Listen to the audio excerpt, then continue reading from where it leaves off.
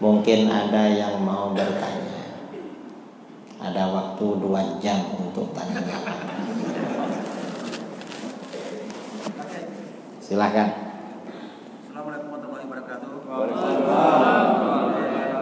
Tadi sudah disinggung masalah surga dan neraka. Surga adalah untuk orang Islam, neraka adalah orang kafir. Kemudian tadi yang terakhir dikatakan bahwa mungkin tadi sebenarnya seorang kiai atau bahkan Buya mengatakan bahwa tadi Islam tidak seperti yang tadi disinggung terakhir.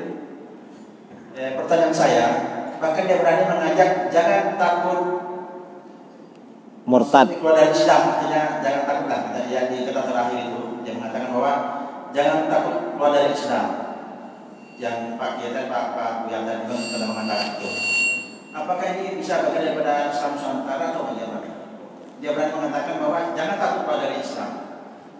Pak Syakur itu termasuk orang liberal, mirip-mirip dengan kelompok Nusantara, Buya Syakur kan ya, Pak Syakur. Dia bilang Islam tidak sempurna. Dan kalau saya perhatikan, Buya Syakur itu banyak gak tahu seperti itu. Dia ngawur. Dia terkontaminasi dengan pikiran liberal. Katanya dulu dosen di perguruan tinggi. Ngawur aja karena gak tahu. Terus dia bilang jangan takut kafir, jangan takut murtad. Gak bisa seperti itu. Kalau orang ngomong begitu, berarti hatinya oleh Allah tidak dihiasi dengan keimanan, masih kotor, penyakit hati itu. Orang yang baik itu takut untuk kafir, takut untuk su'ul khatimah, takut untuk murtad.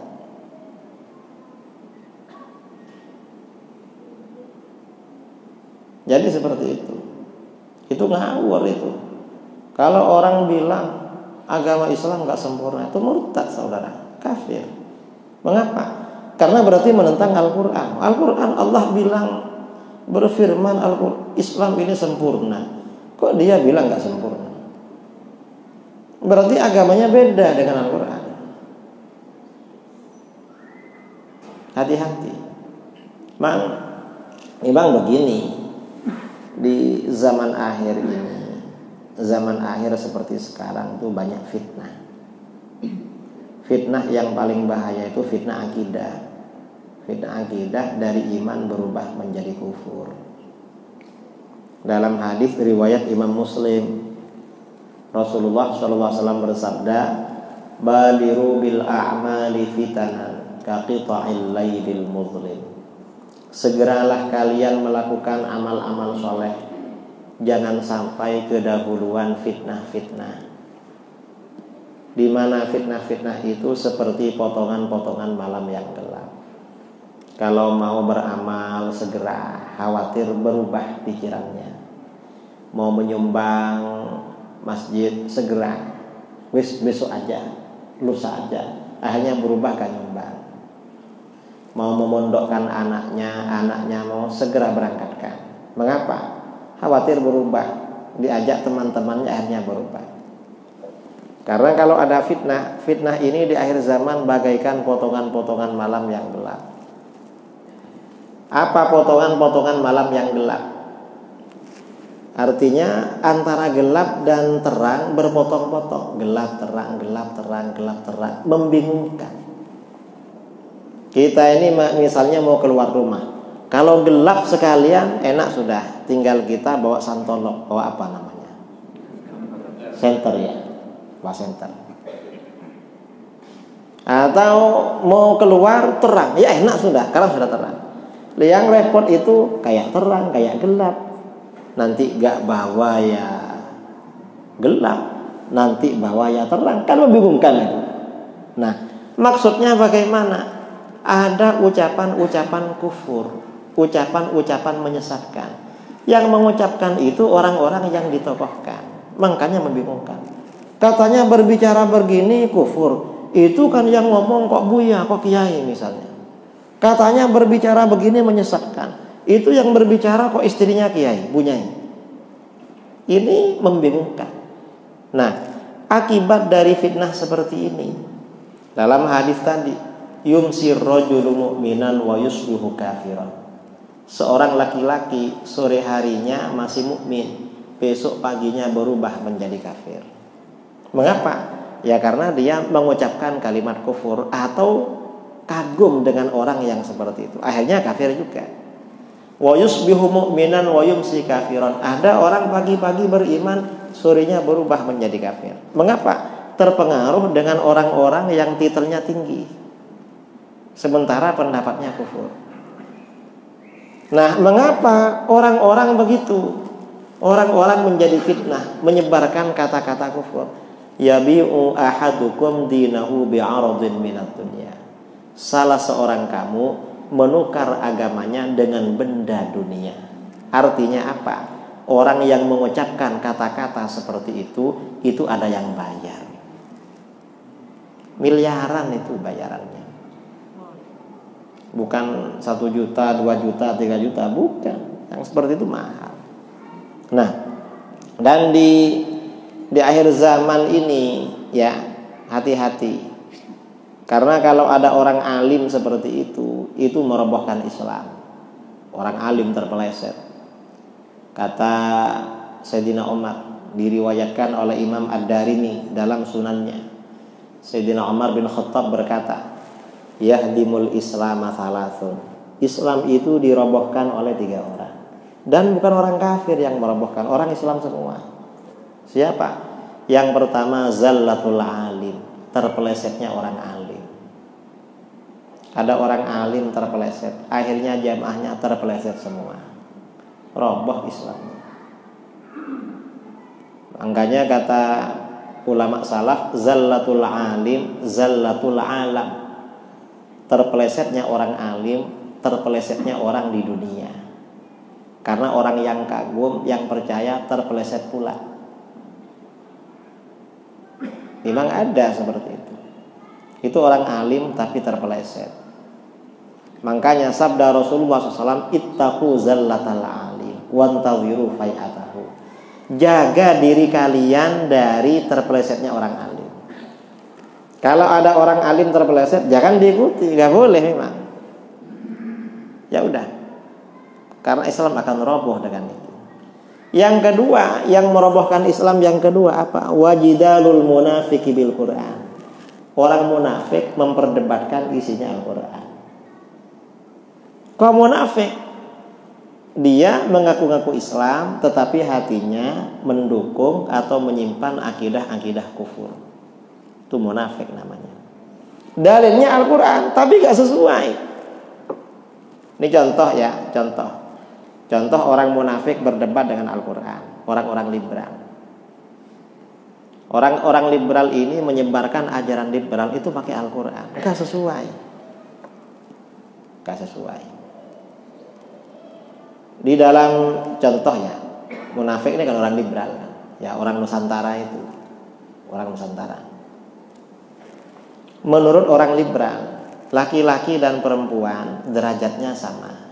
Kalau menurut kita, jenis laki-laki itu lebih baik daripada jenis perempuan. Mengapa? Di dalam Al-Quran, walir rijali alaihinna darajat. Laki-laki punya derajat lebih tinggi daripada perempuan. Tapi kata liberal, laki-laki dan perempuan derajatnya sama. Disebut dengan kesetaraan gender. Dan mereka pakai Al-Quran juga, tapi disalahfahami. Orang munafik yang merobohkan Islam. Ya, termasuk orang munafik yang berdebat dengan Al-Quran ya orang Wahabi. Orang Wahabi itu berdalil dengan Al-Quran bukan pada tempatnya. Sama dengan itu. Termasuk merobohkan Islam. Salafi Wahabi. Saya pernah ya tahun 2009 dialog dengan Wahabi di Denpasar, mana di Bali. Anti tahlil. Kata dia, tahlil itu haram. Loh, kok bisa? Mana dalilnya? Di Al-Quran. Saya ini belajar tafsir sama kiai saya dari awal sampai akhir. Gak ada penafsiran mengharamkan tahlil. Apalagi ayatnya. Kata dia, ada di Al-Quran ayat yang mengharamkan tahlil. Mana? Alladzi khalaqal mauta wal hayata liyabluwakum ayyukum ahsanu amala. Allah yang menciptakan mati dan hidup untuk menguji kamu, siapa di antara kamu yang paling bagus amalnya. Artinya apa? Spirit dari ayat ini tuntutan pada kita yang paling bagus amalnya. Orang tahlil itu maunya akan banyak-banyakan zikir, itu gak bagus katanya. Wah, saya bilang, apa hubungannya bagus dengan baik? Kan di dalam ayat tadi yang paling baik amalnya, artinya agar kita meninggalkan amal yang jelek. Kalau zikir banyak gak ada hubungannya dengan baik. Justru zikir semakin banyak semakin baik. Semakin baik. Mestinya ayat itu mendukung tahlil karena zikir ini baik. Kamu malah ayat itu malah untuk tidak mendukung tahlil. Ini contohnya. Jadi orang munafik berdebat pakai Al-Quran. Orang kebatinan yang ngajak tidak sholat. Enggak usah sholat, cukup ingat. Pakai Al-Quran dalilnya. Apa? Aqimis sholata li dzikri. Dirikan sholat untuk ingat kepadaku. Artinya apa? Kalau sudah ingat gak perlu sholat katanya. Loh, ini orang munafik bersilat lidah pakai Al-Qur'an. Akhirnya orang yang terpengaruh dengan dia gak sholat sungguh. Padahal ayat tadi, dirikan sholat untuk mengingatku, itu perintah agar di dalam sholat kita khusyuk, ingat kepada Allah. Apakah kalau sudah ingat gak sholat? Ya enggak lah. Walaupun ingat tetap sholat. Rasulullah orang paling khusyuk sholat terus, sampai kakinya bengkak sholat tahajud. Kok kita ini yang memang jarang khusyuk mau gak sholat? Itu namanya orang munafik bersilat lidah pakai Al-Quran. Tapi kesimpulannya, produk hukumnya menghancurkan Islam, meroboh Islam dengan seperti itu. Orang Wahabiyah mensyirikkan tawassul, tabarruk, pakai Al-Quran dalilnya, tapi bukan pada tempatnya. Bukan itu, bukan pada tempatnya. Apa kata mereka? Ma na'buduhum illa liyuqarribuna ilallahi zulfa. Orang-orang musyrik berkata, kami tidak menyembah berhala-berhala itu kecuali agar berhala-berhala itu mendekatkan kami kepada Allah dengan sedekat-dekatnya. Sama dengan orang tawassul. Loh, kok pakai dalil itu? Kalau orang beristighatsah, bertawassul, bertabarruk dengan Rasulullah, gak sama dengan orang musyrik. Mengapa? Yang dilakukan orang Islam itu ayatnya adalah ya ayyuhalladzina amanu taqullaha wabtaghu ilaihil wasilah. Masuk ini. Karena Rasulullah yang mengajarkan. Mereka pakai Al-Quran tapi untuk menghancurkan hukum Al-Quran. Itu namanya munafik. Yang ketiga yang termasuk merobohkan Islam, apa? Wa hukmul a'immatil mudillin, produk hukum para pemimpin yang menyesatkan. Ini menghancurkan terhadap Islam. Ya banyaklah. Ini merobohkan Islam. Jadi hati-hati ya, walaupun orang gelarnya kiai, ustadz, habib atau apa, kadang-kadang ya agak benar. Makanya mencari ilmu itu harus pilih guru. Gak boleh sembarang berguru. Masjid pokoknya ada orang viral diundang ke sini suruh ceramah, harus dilihat latar belakangnya. Kalau dia sesat berdosa yang mengundang. Nauzubillah min. Ada lagi? Ada yang bertanya? Ibu-ibu mau tanya? Silahkan ibu-ibu di belakang tuh.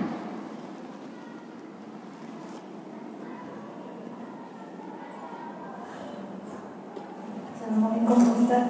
Ustaz, kemarin saya buka video di Instagram, Muhammad bin Salman itu mempunyai wacana 2000 ingin condong liberal ya, bersilah kecuali Suriah, Yaman, dan Palestina.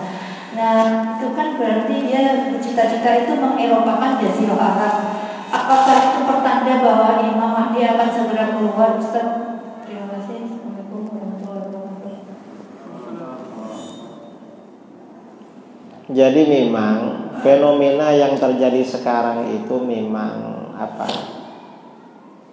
menjauhkan umat dari ajaran Islam. Rasulullah SAW bersabda dalam hadis riwayat Imam Ahmad, la tunqadanna ural Islam urwatan urwatan. Sungguh simpul-simpul Islam akan diputus satu demi satu. Ajaran-ajaran Islam akan dihentikan satu demi satu. Kullama intaqadat urwatun tashabbathan nas billati taliha. Setiap ada simpul diputus, setiap ada ajaran dihentikan, orang-orang berpegangan dengan ajaran berikutnya yang tersisa. Awwaluhunna al-hukm. Yang pertama kali diputus oleh umatku adalah berhukum dengan hukum Islam. Enggak ada negara-negara yang menerapkan hukum Islam. Islam memang diputus. Wa akhiruhunna as-shalah. Yang terakhir adalah sholat. Sholat besok dilarang. Dan kemarin sudah mulai, enggak boleh sholat berjamaah, enggak boleh sholat kalau sholat jaraknya 5 meter. Tapi cuma di masjid larangan, di mall-mall enggak ada larangan. Betul. Saya mikir-mikir, jangan-jangan ini testing dari Dajjal, dari iblis lah. Nah, jadi memang penguasa akhir zaman rata-rata seperti itu, termasuk bin Salman, MBS. Itu sangat sekuler sekali. Karenanya di akhir zaman ini, karena memang kekufuran merajalela, statement-statement kufur itu banyak, kita perlu jaga diri, jaga keluarga. Jangan sampai terpapar, terpengaruh dengan itu. Khawatir. Apakah ini pertanda Imam Mahdi akan turun? Ya akan turun, tapi entah kapan. Tapi kalau sekarang masih belum. Mengapa? Karena di Batam air masih banyak, air minum masih cukup. Karena sebelum Imam Mahdi turun, air minum tuh gak ada. Kan Dajjal turun juga. Dalam satu riwayat itu menjelang keluarnya, kan itu Imam Mahdi dengan Dajjal ini kan pemisah antara tanda kiamat sughra dengan kiamat kubra. Tanda kiamat kecil. Imam Mahdi itu masih tanda kiamat kecil, Dajjal tanda kiamat besar. Dan itu bersamaan. Nah, sebelum Imam Mahdi ini keluar dalam satu riwayat, penduduk dunia ini tinggal sepertiga. Mengapa tinggal sepertiga? Yang sepertiga mati karena dibunuh, mungkin perang. Sepertiganya mati karena penyakit, mungkin pandemi. Baru tinggal sepertiga. Kemarin kan sedikit yang mati, gak sampai 5% kan. Betul? Sedikit. Berarti masih belum. Ini secara kalkulasi manusia. Kemudian ya menjelang keluarnya Imam Mahdi ya memang perjalanan kemana-mana nggak bisa. Dan sekarang nih kayaknya testing, orang nggak boleh kemana. Bukan nggak boleh, tapi ya mau kemana harus dicucuk hidungnya dulu. Gitu. Akhirnya orang males mau kemana. Mengapa? Bukan nggak punya uang, kita ini sehat-sehat kok dicucuk hidung gitu. Kayak nggak ada kerjaan lagi. Memang di tanda-tanda Imam Mahdi ada begitu. Perjalanan kemana-mana itu terhenti. Ya mungkin sekarang ini ya testing. Entah nanti yang dicocok itu apanya. Sekarang mungkin nanti kupingnya yang dicocok itu. Nah kemudian lagi ya tanda-tanda menjelang Imam Mahdi. Tahun pertama air hujan dikurangi sepertiga. Air di dalam tanah kurang sepertiga. Entah yang dimaksud setahun ini apa 10 tahun atau berapa. Masa pertama hujan dikurangi, air tanah dikurangi sepertiga.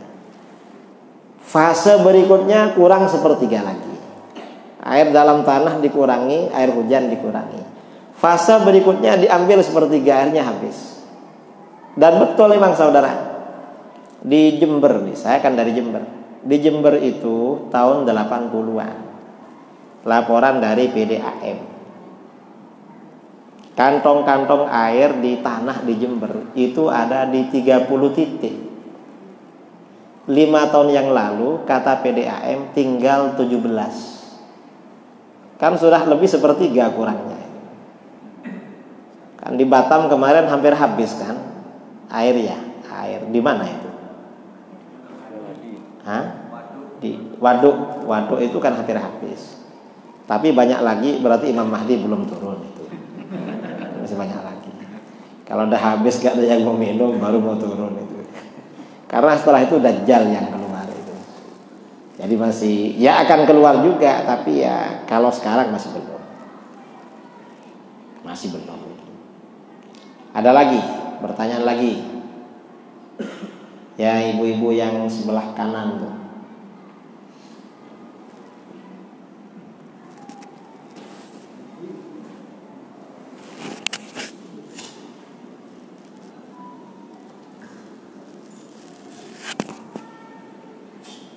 Assalamualaikum warahmatullahi wabarakatuh. Salam takzim Pak Kiai. Ada teman saya ini menanyakan Pak Kiai jelaskan tentang perbedaan asal dan salafiyah Wahabi. Jadi mereka ini kakak beradik, cuma ya itulah berbeda pemahaman. Yang satu aswaja, yang satu salafiyah Wahabi. Jadi pertama-tama beliau tidak mau lebih keakraban hubungan adik beradik, tidak mau membahas itu nih. Tapi suatu waktu akhirnya yang membahas itu juga, akhirnya yang cenderung Wahabi ini sering menyalahkan yang aswaja gitu Pak. Jadi akhirnya yang aswaja ini memilih diam aja gitu. Dia tak berani membela diri gitu, demi untuk keakraban hubungan adik beradik. Cuma hatinya jadi kesel, sakit gitu. Bukan maksud saya untuk menjelaskan ini, tapi ya itulah saya mau menjawabnya bebas, pilih diam aja saya bilang gitu. Bagaimana menurut Pak Kiai sebenarnya? Terima kasih. Wassalamualaikum warahmatullahi wabarakatuh. Kalau ada saudara ikut aliran di luar Ahlus Sunnah wal Jamaah, diingatkan tidak bisa, maka ditinggalkan. Kalau gak bisa diingatkan, jangan dilayani. Kalau mau melayani, cari orang yang ahli ilmu agama. Ayolah, saya ini bukan ahlinya. Kalau kamu berdebat gak bisa, ayo datang ke Masjid Al-Iman, di sana ada Pak Ustadz. Bawa ke sini aja. Tapi memang orang-orang di luar Ahlus Sunnah seperti Wahabi, Syiah itu mau berdebat dengan orang awam saja. Kalau sama orang alim gak mau biasanya. Memang pilih musuh yang gak level. Mau bertengkar asalkan dengan anak kecil. Kalau sama-sama dewasa gak mau itu. Jadi sebaiknya dijauhi orang-orang seperti itu. Dan persiapkan diri ilmunya. Nanti setelah ada ilmunya dekati lagi. Karena biasanya terpengaruh itu. Banyak ya. Jamaah-jamaah saya mantan salafi itu banyak. Di Pekanbaru, di Jakarta, di mantan Wahabi itu ada. Jadi gak apa-apa ditinggalkan, gak usah direspon. Kalau memang gak bisa menjawab. Ya mungkin ya yang muda-muda yang mengatasi itu. Kalau sudah tua-tua mau belajar gak masuk biasanya. Karena kalau ilmu agama disampaikan, yang tua-tua langsung ngantuk. Ada lagi pertanyaan? Gak ada. Kalau gak ada, kita baca sholawat tibbil qulub. Allahumma sholli ala sayyidina Muhammadin tibbil qulubi wa dawaiha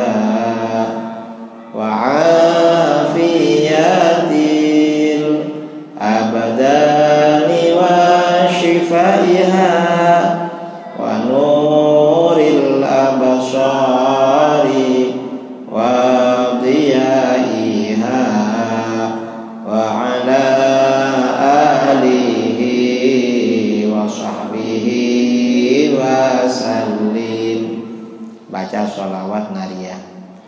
Allahumma sholli sholatan kamilatan wa sallim salaman tamman ala sayyidina Muhammadin alladhi tanhallu bihil uqadu wa tanfariju bihil kurabu wa tuqadha bihil hawaiju wa tunalu bihir ghaibu wa husnul khawatimi wa yustasqal ghamamu biwajhil karimi wa ala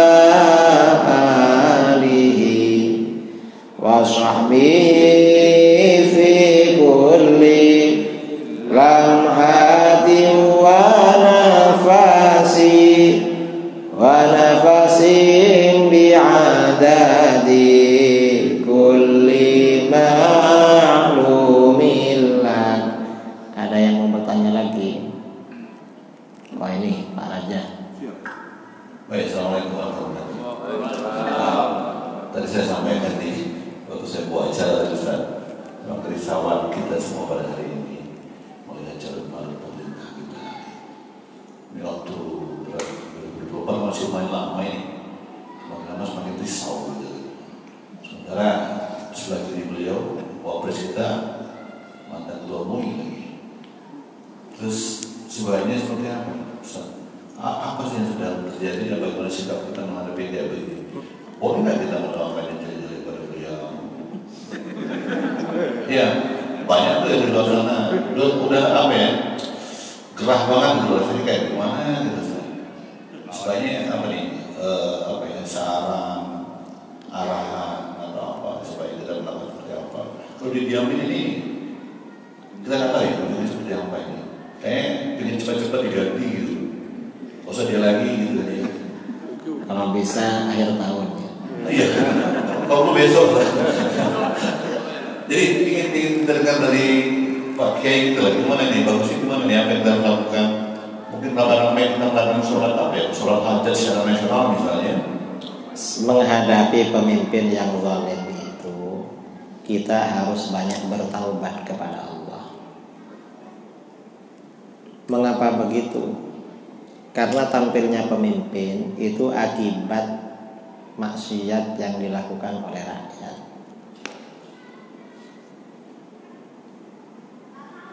Dalam Al-Quran, wa kadzalika nuwalli ba'dadz zalimina ba'dhan bima kanu yaksibun. Demikianlah kami jadikan sebagian orang yang zalim sebagai pemimpin pada sebagian yang zalim yang lain. Sebab apa yang mereka lakukan. Tampilnya pemimpin yang zalim itu karena rakyatnya zalim. Makanya kata para ulama ketika menafsirkan ayat tersebut, Imam Ar-Razi berkata, al-ayatu tadullu ala anna ar-ra'iyyata mata kanu zalimin fallahu ta'ala yusallitu alaihim zaliman mithlahu. Ayat ini menunjukkan bahwa ketika rakyat telah menjadi orang-orang yang zalim, maka Allah akan mengangkat pemimpin yang zalim seperti mereka. Fa idza aradu ayatakhallasu min dzalikal amiriz zalim. Kalau rakyat menginginkan bebas dari pemimpin yang zalim, falyatruku al-zulma. Hendaknya mereka pertama kali meninggalkan kezaliman terlebih dahulu. Atau di dalam hadis Rasulullah SAW bersabda, kama takununa yuwalla alaikum.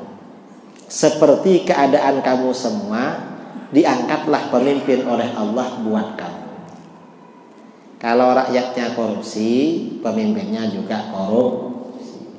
Kalau rakyatnya pembohong, pemimpinnya juga pembohong.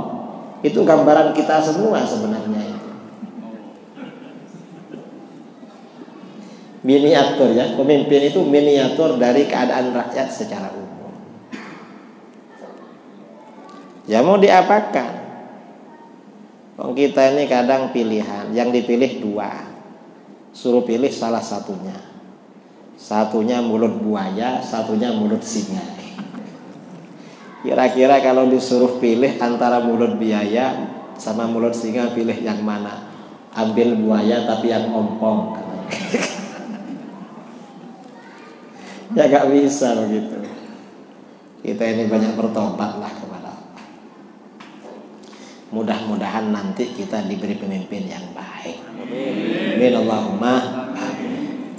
Atau kalau gak baik, mudah-mudahan kita agak dengar biar gak sakit hati. Tapi sekarang ini ada medsos ya. Pokoknya hal kecil aja kita dengar semua, bikin tambah mumet itu. Yang seperti itu. Jadi solusinya ya kita banyak bertaubat kepada Allah. Adapun mendoakan orang-orang yang zalim kepada rakyat, orang-orang yang merugikan Islam agar cepat mati, gak apa. Semoga yang zalim yang merugikan Islam cepat mati. Amin Allahumma.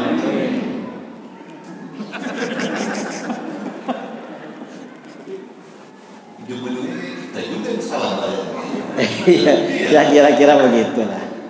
Bayangkan ya, kan di DPR kan sering terjadi korupsi, pejabat-pejabat publik. Nah, pejabat-pejabat itu yang milih kan rakyat. Rakyat kita ini milih apa karena yang dipilih itu baik, apa karena bayar, sama-sama B. Hah? Kita itu gak ikhlas lah memilih yang baik, harus dibayar. Ya akhirnya setelah terpilih ya ini cari lagi setelah dipilih. Yang bayar ya bayar, tapi banyak juga nggak bayar. Sama kita lulus saja lihat itu yang baik. Oh gitu. Jadi kita kena kecipratan ya ini. Oh gitu. Yang mungkin salah kita yang menang. Ya.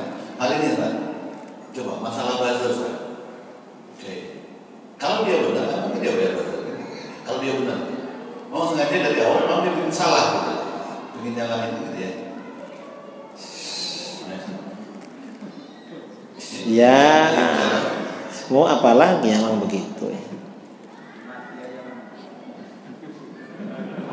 Ya pokoknya yang zalim, yang merugikan Islam mudah-mudahan dihancurkan oleh Allah. Dan mudah-mudahan kita segera bertaubat kepada Allah. Amin Allahumma amin. Tapi logikanya begitu.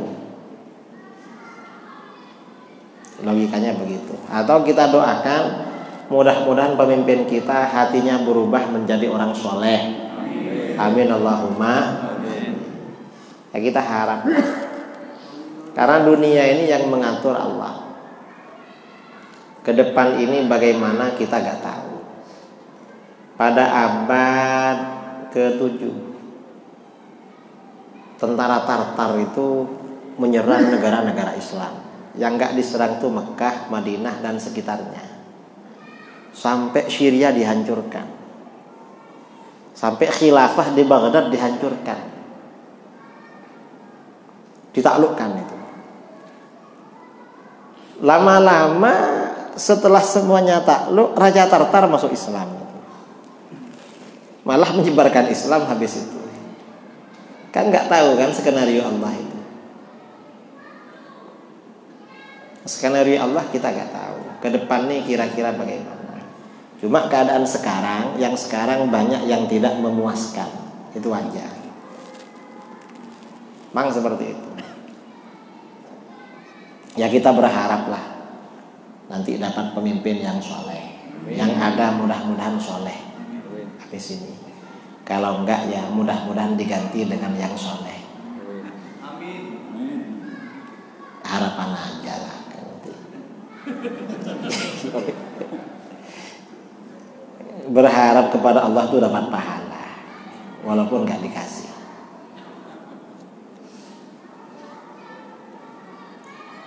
Ada lagi? Pak Ustaz, satu lagi Pak Ustaz. Ya. Ini kan Desember ini kan sebentar lagi menghadapi pemilihan untuk pengurus NU yang pengurus NU pusat secara nasional. Pandangan Pak Fakih sekarang gimana Pak? Itu tanyakan ke pengurus NU di Batam. Tanyakan sama pengurus NU Batam, insya Allah tahu. Soalnya saya agak aktif di situ sekarang. Saya ini NU garis lurus dan nggak pakai pemilihan. Langsung diangkat, entah siapa yang ngangkat nggak tahu. Saya dibilang ketuanya, tidak pernah dapat SK.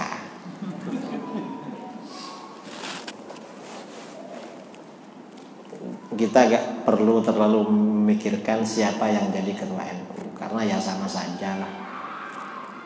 Artinya apa? Kayak gak ada gunanya.